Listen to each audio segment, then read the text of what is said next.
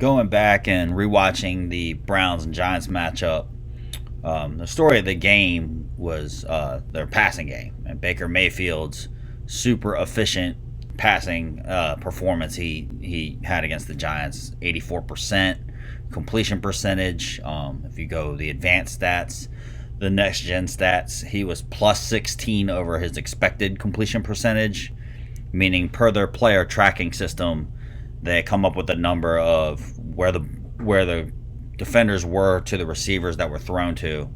They expect a certain number to be completed, and he was 16 over that. So that means that he's throwing super accurate footballs, and the receivers are doing a good job coming down with them. Now, we had a depleted secondary coming into this game. James Bradberry, Pro Bowl corner. He's been our cornerback number one this year, has shut down everyone, has done an amazing job, probably top 5, top 3 cornerback in the league. And then our second best cornerback really is our rookie, Darnay Holmes, in the slot, who's done an awesome job. When we play these zone coverages, he can play man-to-man in the slot, shifty, tough, gritty player. Really good as a blitzer off the edge and just brings a lot of swag, a lot of confidence, and he's just gotten better and better and better. So we definitely miss those guys. A lot was also made of the Giants played a lot of zone, and when you play zone, it just gives you don't challenge the other team and you just sit back and let them find the holes. A lot of that is true. Yes, without Bradberry, without Holmes, you are limited in how much man-to-man you can ask our defense to play, because we really had just a bunch of safeties out there. Julian Love played for Bradberry outside, and Julian Love played corner at Notre Dame in college, but since he's been in the NFL, he's almost exclusively played safety. He's played a little bit, flirted a little bit in the slot, but pretty much has played safety his whole career. So we asked him to go step outside. He's a young player. Did a decent job, just did not finish a lot of plays. And then in the slot, we rotated Jabril Peppers, Logan Ryan, and another rookie, Xavier McKinney, who are all also safeties. They're comfortable in the slot. They've played that throughout their careers in college and the pros. They do a good job inside there, but it takes them out of playing that deep safety and communicating on the back end, and it just all hurts us. It's a daisy chain effect that hurts us down the line, especially Bradberry being the number one corner who can shut people down, whether that be when we're in man or he plays with outstanding leverage and technique when we do play zone. And when you look at the numbers, just for a comparison, the Seattle game, the run or the man-to-man and zone calls that we did, the ratio of when we called man and when we called zone was equal, like almost identical. So we've had success. We shut down Seattle's passing game. So we've had success doing it. We really missed our guys. And then the other biggest difference was Seattle, and I did a video on this, they asked Russell Wilson to go down the field so much. He really refused to work that intermediate and that check down part of the game. And he would hold the ball desperately, just waiting, trying to hang in there to get those big chunk plays down the field. There were plays to be made if he worked the intermediate portions of the field and he checked down a lot more. But they are so desperate for big plays that it'll really allow the Giants to get home. Another thing is that Cleveland's offensive line is far superior to that of Seattle. They were missing their right guard, and they got all the way down to their third string right guard because their backup got hurt early in the game. But look, they still have Jedrick Wills, the rookie. They have Jack Conklin at right tackle. Those are their two tackles, amazing pass protectors and run blockers. They have J.C. Treader at center. They have Joel Bettino as their left guard. I mean, for my money, they're the best offensive line in football. It's not particularly close. And they kept Baker Mayfield clean against the zone, who we were pretty much forced to go zone. We couldn't play a lot of man. And then it also hurt when you have all this inexperience out there, when you have Love out there, hasn't had a lot of reps at corner, when you have a rotation of the guys that are going to be playing in the slot. One of the best things that we do against the pass is we give a lot of exotic looks up front, and then we just rotate to a cover 2, cover 3, cover 4, which is really basic, but when we align up, you can't tell what we're in, and then you don't know who's coming, who's dropping. Sometimes we'll end up only rushing 4. In fact, oftentimes we'll just bring 4, maybe 5, but you cannot tell who's coming at the beginning of the snap, and that gives that pass rush an extra beat, an extra second to get off blocks and get home, because we don't have elite pass rushers. We know this. We know that this is a problem. But without that experience out there and going to all these reserves in the secondary, it made those exotic looks very hard to get into. It's hard to ask these guys to hit their landmarks in their zone when they're playing some of the spots that they're playing for the first time. Bradbury and Holmes, they've had a lot of reps, live in-game reps in this defense. Gotten better and better, and you can get more complicated and more complicated, put more on their plate. So all of that added up to, you cannot take anything away from Baker Mayfield. He was money in this game. I did another video, I'll link it up. The preview to the Browns game was the formula. I thought the Giants defense actually did a really good job. The formula was take away Nick Chubb and Kareem Hunt, take away the run game. And we did an excellent job in that regard. We got exactly what we wanted. They averaged 3.5 yards on the ground. Chubb had 15 for 50, and Hunt had 7 for 21. So we took that part of what they do well away from them. And the way that they prefer to play is to run the ball down your throat with their zone running scheme, and then they run a lot of play action boot off of that to make the game easier and the reads easier for Baker Mayfield. Kevin Stefanski's done an awesome job with that. It gets Baker in a rhythm. It lets him see the field clearly. It cuts the field in half on a lot of plays on the bootlegs and gives him those easy 1, 2, 3 high to low reads where you read deep to short. And it keeps him safe when you give all of that heavy run look that we are so focused on stopping the run that it keeps him clean. Now, we were able to accomplish that. We were able to say, Baker Mayfield, Cleveland Browns, if you guys are going to beat us today, you're going to beat us and you are going to be forced to win from within the pocket, which is where you are least efficient, where you're least effective, and we'll take that. We got what we wanted there. We made Baker Mayfield operate from within the pocket, traditional drop back looks. And look, I can live with him. He did. He did. But that's how we preferred it. They scored 20 points.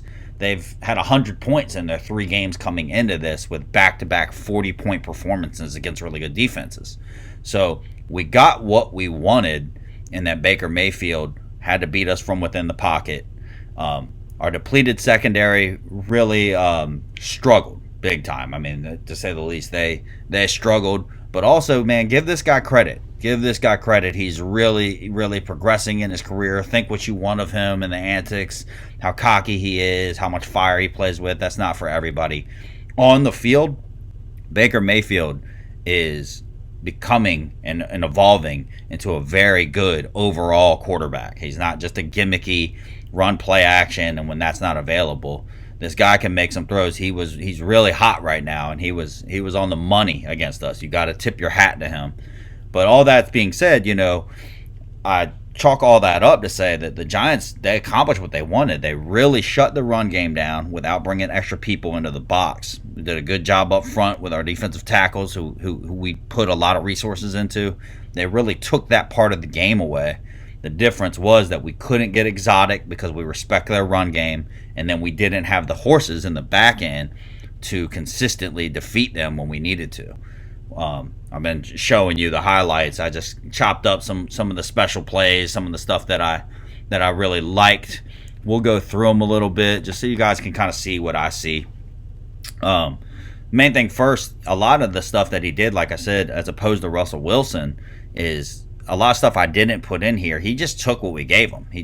We really were focused on taking away the run, and then we played a lot of cover 3 because cover 3 allows you to protect against big plays and still put extra people in the box against the run. So you're going to see a lot of cover 3, and the plays that I don't show, he just took a lot of those checkdowns. Cover 3 is putting 3 deep, so then you only have 4 guys for the underneath stuff, as opposed to a cover 2 where you put 2 guys deep and then you have 5 guys for the underneath stuff. So when you only have 4 guys for the underneath stuff, all those windows are a lot bigger for the quarterback to operate. I'm sure a lot of you guys know this, but the basic football is, in a cover 3, this isn't the greatest example, but you'll have 1, 2, and then you'll have a safety up here, and then they're taking the 3 deep halves of the field. You basically have, he has a third of the field, the corner at the bottom has a third of the field, and the safety up top has a third of the field. And then you'll get 4 guys to get these zones. 1 on the hash, on the other hash, and then outside of this hash. So then you have 4 guys playing across this area. Now that leaves a bigger window than when you play cover 2, and you have that same look. This time you're going to have a safety deep on the hash, and they're cutting the field in half. Each of them has a half of the field. But then you have an extra guy underneath. Then you have zones here, a guy in the middle, a guy on the outside of the hash, and then you play more to the sidelines. So that makes all the underneath stuff a lot more tough. But then you only have 2 guys deep. You're vulnerable to the sideline. You're vulnerable right down the middle of the field. We played a lot of cover 3 to prevent the big play, but also bring extra people to the party against the run. We did a good job shutting down the run. They didn't hit us with a lot of their play action stuff. They didn't get any humongous take the top off the defense plays, but we forced them to play how we wanted them to play. Hats off. You guys, Baker Mayfield made the plays, and they attacked our guys, our reserves. We did not have the horses. Hats off to them, man. It's like in basketball. You're going to take away. We're going to take away Jordan. We're going to make Steve Kerr beat us. We're going to make other people beat us. We're going to force this guy to shoot. Hey, if he hits it, you can live with the result because you're getting what you want. And I actually do think the Giants got what they wanted. We held them to 20 points. Our offense just did not capitalize in the red zone. We'll get to the offense in another video. But let's go through this stuff real quick so we can just see what they did. So right here, that's just an amazing throw against cover 3 to the outside, and Isaac Yadam's there to make the play, but Baker Mayfield throws a risky, throwing to the sideline, that's on a rope. And look, I'm not saying James Bradberry makes every single one of these plays, but we didn't make any of these contested catches plays. That's good coverage. You're there. Great catch by Rashad Higgins. Tip of the hat. James Bradberry makes that play. And you'll see that we just missed him all across the board. The trickle-down effect. The trickle-down effect was there all day. Here's another example of us missing James Bradberry. You'll see how this all comes together when you miss your guys. This one, we have another play action, just like the last play from Baker Mayfield. And what you'll see, we actually do play man here. And they're going to have Logan Ryan in the middle of the field as our safety. And then you have Julian Love at left corner against their best receiver, Jarvis Landry. So instead of playing honest to the middle of the field, you shade that side, give him help. If this is an elite cornerback 1, which James Bradberry leads the league in pass deflections, or at least he did. I don't know. He didn't play at this game, obviously, so he's probably dropped. But when he had played every one of his possible games, he was in the lead for pass deflections in the NFL. You can feel comfortable with their second receiver and your Pro Bowl corner, man-to-man. Okay, now we don't have James Bradberry, but we still have to give this help to Julian Love because he doesn't even play corner. He's a safety playing corner. So when you run it through at the snap, you get the play action. Now you're on an island up top. What is going to happen is, as he stems it up, you have to protect deep because you know you don't have any safety help. You're on an island here. So you have to prevent him getting over the top of you. What you're going to get then is once he turns to run, you'll see he turns to pivot outside and he gets like he's going to run. It's easy pitch and catch where the receiver, as he presses, once he sees it, he just stops and sits back down.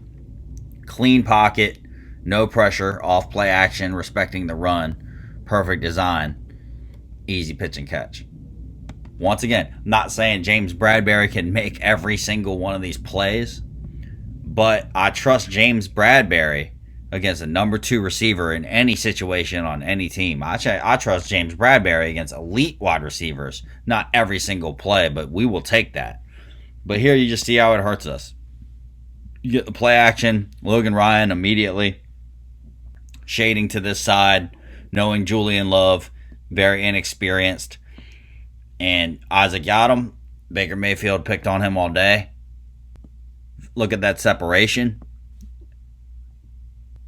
Easy pitch and catch, on time, accurate. First down for the Browns. We struggled with it all day. You saw the signs where we missed our guys all day long. This is a zone play here to Peoples-Jones. This will give you a good idea of that's a good intermediate throw where against Seattle, as I said, when it's Russell Wilson, he almost refused to take the underneath stuff, all of the stuff that's available to you against cover 3, cover 2. And also you see there's nothing tricky about us pre-snap. There's nothing that we're doing pre-snap. We're just lining up, showing you who's coming, and we only end up ringing 3 here. But I know if we had all of our horses, it gives us a lot more ability to put this guy right here and make this look like it's man. Then you can bring this guy out here at the start of the snap. Put Coughlin standing up more inside. And then you can ask everyone to bail and hit their landmarks and their zones off the snap, where he is trying to diagnose, all right, is Jabril Peppers going to come? Is Crowder going to come? Is Coughlin going to drop? Is Coughlin going to come? Are they going to bring all 6 of these guys? Are one of the defensive linemen going to drop? That's a lot more to deal with, even though you're just really getting back into your zones how you would. Everybody's going to do what they would do anyway at the snap.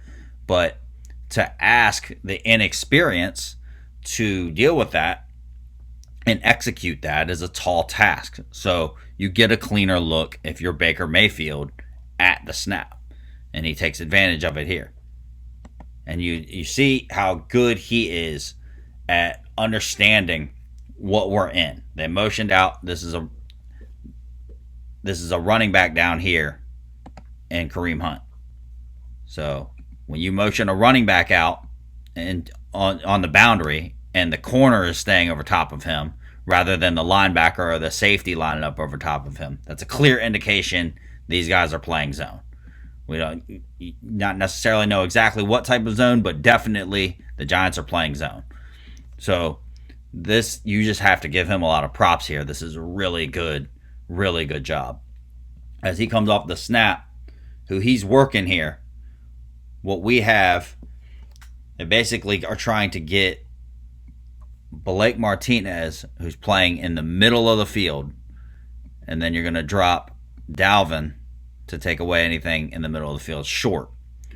What Baker's going to do is you look at his eyes, he's moving Blake at the snap. So if Blake can play honest to the middle of the field and play square to the quarterback and read his eyes, he can break on this ball to Peoples-Jones. But he knows this is the guy I'm manipulating here. I want to get him shaded to this side and then come back. He knows that at the snap. Then also you get no pressure on him. He can comfortably do so. So you see him down here, Kareem Hunt on the comeback. Jabril does a good job carrying his guy. He wants to carry his guy to the help, which he has a safety over the top here. And then you have another safety on the other side. Basically the same thing going with Crowder carrying his guy. What both of these guys know, this combination, see it's square. What these two know and what these two know is you have a guy in the middle of the field. Unless the quarterback does a good job moving him off of his spot and coming back and opening up this window. And this is just, you have to give props. I mean, this is an awesome play by Baker Mayfield. You see, as soon as he moves his eyes, he comes back. Blake's out of position. And an easy window to get to for Peoples-Jones. good quarterbacking, man. I'm not mad at that. I mean, that's what you've seen Baker Mayfield throughout his career struggle to do. So put him in that position if you're the defense, and live with the results if he beats you. Don't be, I mean, you're not happy about it. Yes, you can make adjustments. I'm not saying we played lights out, but we made him consistently make those kinds of plays throughout the game. You can kind of live with them matriculating the ball down the field through the air like that rather than running it, which they prefer and they're so great at. Now, I'm not saying I'm happy with the results, but 20 points, I'll take 20 points. We were in their red zone 3 times in the first half and came away with 3 points. We have to help our defense out with our backup quarterback and our starting quarterback. Let's be real about that, too. You can't just be like, oh, we had a backup quarterback. We need to put touchdowns on the board to help this defense, because I'll take 20 points from Cleveland. They put 40 points up in back-to-back games. All right, so here, we'll run this through. Let's run it through full speed to see what we got here. So this is him just feeling it at this point. Another one. You can't really throw a better ball against this zone. It's going to be another type of cover 3 look. You see that there's only 4 underneath. Kind of draw it up real quick. I know we've already gone over this, but you have 1, 2, 3 running deep, and then you have these 4 to play inside. So, and the difference between Russell Wilson is that he would hold this ball for a half beat longer and let these guys get off blocks and trying to get something bigger down the field. But this, you see, he has Kareem Hunt right in front of his face, but he's feeling it right now. I mean, he's hot right now. So he looks off Logan Ryan, comes back. That is a money throw. That is on his inside shoulder, away from the cover 3 corner, right with perfect touch over the safety, and just places that ball in there. That, you pretty much can't defend that in the NFL. You cannot defend a perfect pass. And as much as it pains me to say, man, hats off to Baker Mayfield. This I'm just going to run through on the goal line. You just missed James Bradbury here. And also another great job by Baker Mayfield. Gets a little pressure, stays with it, money.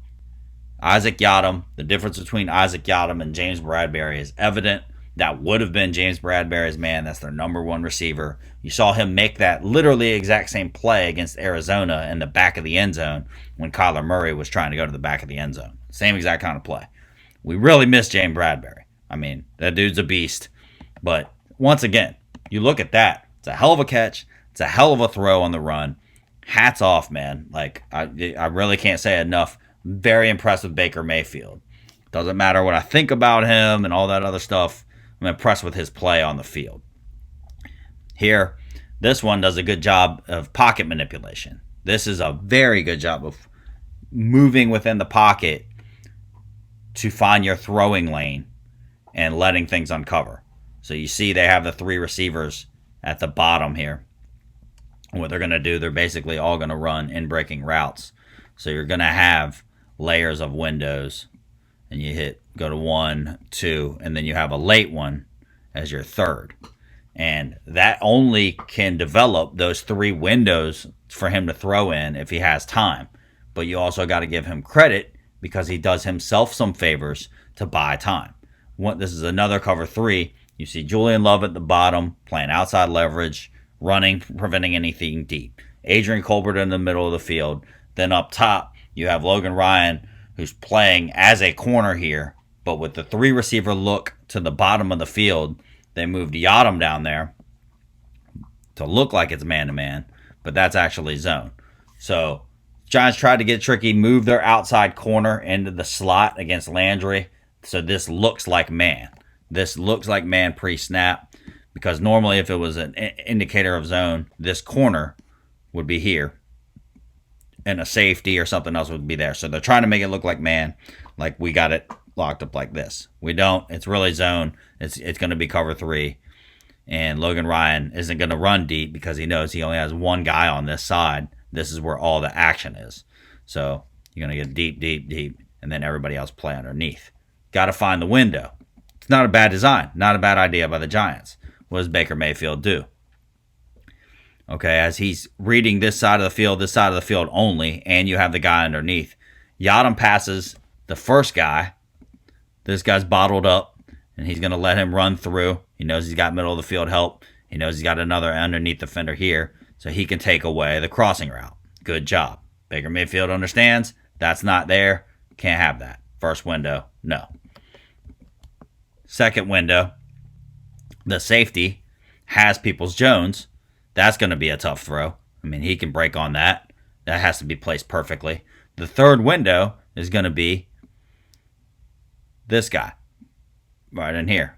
And the inexperienced corner does a good job reading this. I mean, he stays on top of the route in cover 3, how you're supposed to play the boundary. But then when you see the ball come out, because you're allowed in cover 3 to see man and ball, you break on the ball. Now, because you're a corner, because you're Julian Love playing corner and traditionally a safety, this is what you get. As the ball's thrown, it's a game of inches, just late enough to not finish the play. Just late enough to not finish the play. Perfect ball, though. Great throw. And then we'll show from this angle, watch Baker Mayfield looking through the windows. Good job in the pocket to move and give himself an available window.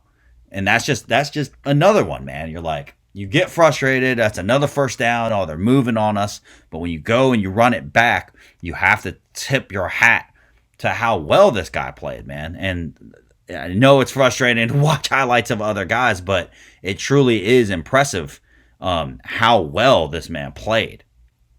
There's another one, a contested catch. Julian Love, again, just can't make that play. He's not a corner, hasn't played a lot this year, period. When he's played as a safety to help the corners. But, man, like another really good throw. You get play action, more zone. You see it's the same exact route combinations on both sides. You have the guys up the seam, and then you have the guys up top to the boundaries trying to run to the end zone. Julian Love does a good job here. He's staying on top of his receiver with eyes on the quarterback to break once that linebacker passes that off. Another thing here is you have nothing, this guy, you have nothing in front of you. You'll live with this check down. You can take this check down because then you can rally. You see where the first down marker is.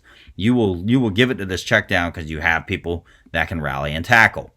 But the difference is when you're missing Holmes, when you're missing the guys that are predominantly in these spots, when you don't have anything in the flat here and you're this guy, you have an opportunity to carry this a little bit longer and carry this and make it a tougher throw and help your boy out here and make this throw have to be perfect as he places that in there. Doesn't do that, but still, you get Julian Love, once again, just late. And, man, that's another one. Good throw inside low. It's not high. It's not going to be tipped. The receiver doesn't have to come up above his helmet where the corner can go play through his hands. Good ball by Baker Mayfield. Another really clean pocket. We don't have to go over. We need better pass rushers. And this is a really good, really, really good offensive line. So that's pretty much it. Those are all the plays. Bottom line, man, hats off to Baker Mayfield. Hats off to the Cleveland Browns. They came in. They knew what they wanted to do. They had a good plan. They knew that we were banged up in the secondary. They still tried to stick to their game plan and run on us. We took that away from them. I was proud of us. We took that away from them, and we still were able to play zone. We played so much cover 3. They didn't hit us for anything huge up top, for huge touchdown plays like they have other teams. And we made them put long drives together. But these throws, you could just watch them again with the context of what we went through. These throws, these protections, the lack of creativity, the lack of ability to play a lot of man-to-man, it all equaled a long night for us and a super efficient night. But sometimes you do have to shake the other man's hand and say, hey, you got us. You got us. A lot of respect for Baker Mayfield. Don't hate what the Giants did defensively. The numbers look bad, 84%. But once again, man, they just made some really good plays. And you can live with 20 points. You can live with 20 points. I'm going to do some of the offensive stuff in a little bit. But for now, as hard as this film is to stomach, hopefully it gives you some context of what we were dealing with, missing Bradbury, missing Holmes, and having to focus on this super efficient and super effective run game that Cleveland brought into MetLife. With all that being said, James Bradberry out, unfortunately, because he went to a chiropractor who had COVID. Darnay Holmes still working back from his injury. Hopefully he can play this week. Let's keep things in perspective. There's a lot of emotion when it comes to being a Giants fan. We've done a lot of losing throughout the years since Eli's ended his career. It's been some tough times for Giants fans. Understandably, Joe Judge came in. We cannot feel bad about the culture flip is real. That was legitimately happening. I still believe in that 100%. I love that. But let's still continue to be real. The division sucks, and that's why the games are meaningful in December. That doesn't make it any less fun. That didn't make the 4-game winning streak any less real and fun. And it's a good thing that we have meaningful games in December, just because it gives more urgency to the week. It gives more urgency to the game plan. It gives more urgency to the actual games. That is great, helpful experience for us. And everybody started getting hype and having dreams of, oh, we might get into the playoffs. We might be able to go on this playoff run. And hey, me too. I'm included. But let's keep things in perspective with a rookie head coach coming into a losing organization whose number one job was to flip the culture and to get us back on the right track with good habits. The roster is not complete. We are climbing out of the salary cap hell. We're pretty much out of that now that Jerry Reese put us in. You can think what you want to about that, but that was real. We're accumulating really good young players. We're coaching them up. We're becoming a team. We still have a depleted roster. We all know where we need to improve. We need a legit wide receiver 1, and we need people up front that can win. We're obviously missing Fackrell. We're missing Golden. We're missing Zimenez. And we're missing Carter. Literally all 4 of those guys we began the year as those are our 4 best pass rushers. So 3 of them are hurt. 1 of them was traded. And we said even with those 4, we are hurting on the edge. DeAndre Baker, the whole situation with him and the lawsuit, we're expecting to have him and Bradberry. That would go a long way. But there's nothing we can do about that at this point but judge what we have on the field. And the coaching staff has done an awesome job with the moving parts and dealing with the COVID and dealing with the crazy offseason and all the adversity we've faced, losing our former first round pick of last year, who we were looking to take that next step in our defense this year. And it's very disappointing that he's not part of the team. But we have put together a solid unit out of that. We're still missing some pieces, but we have a lot to look forward to in the future, especially defensively. We're becoming a solid team. Everybody plays together. Everybody has a good attitude. Even through the losing, you don't see a lot of finger pointing. You don't see a ton of frustration. Guys come in ready, and we fought Cleveland. I mean, our offense just could not put it in the end zone. But we were knocking on their door. We were in their territory 4 times in the first half. We got in the red zone 3 times. We didn't finish. There's a lot more to that than I'm going to get into in this video.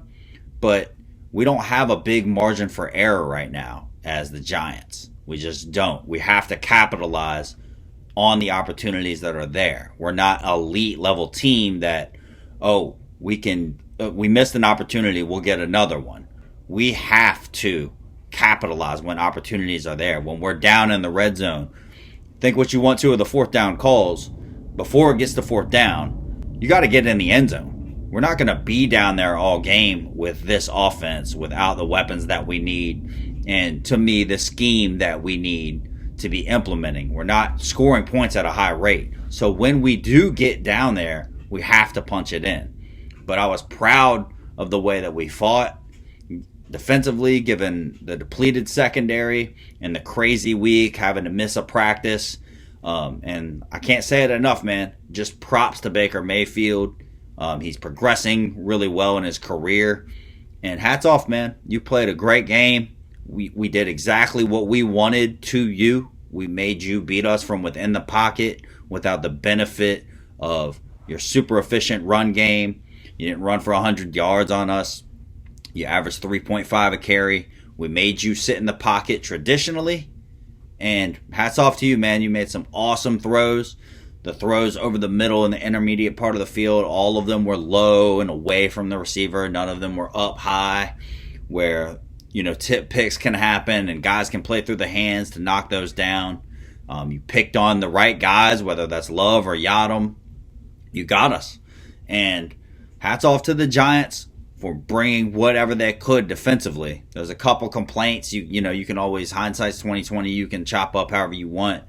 But I did honestly think that 84%, good job, man. Like, you carved us up.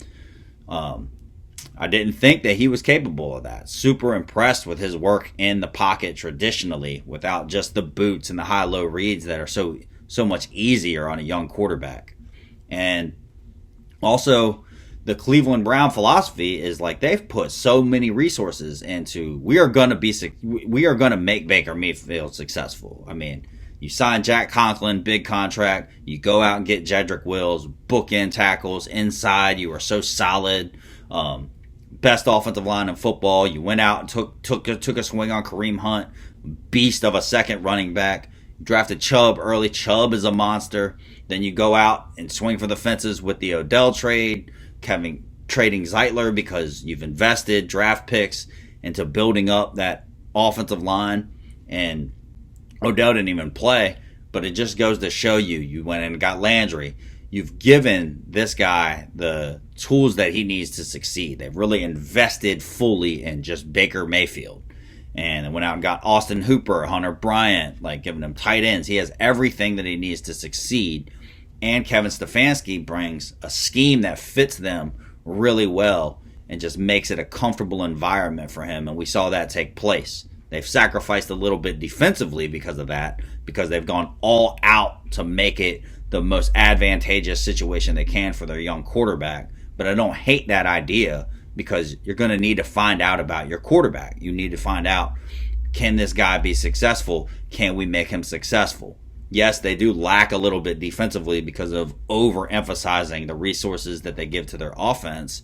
But to me, that's okay. And hopefully we learn some lessons from that and do something similar, especially in terms of the weaponry that this offense needs to be more explosive and more efficient.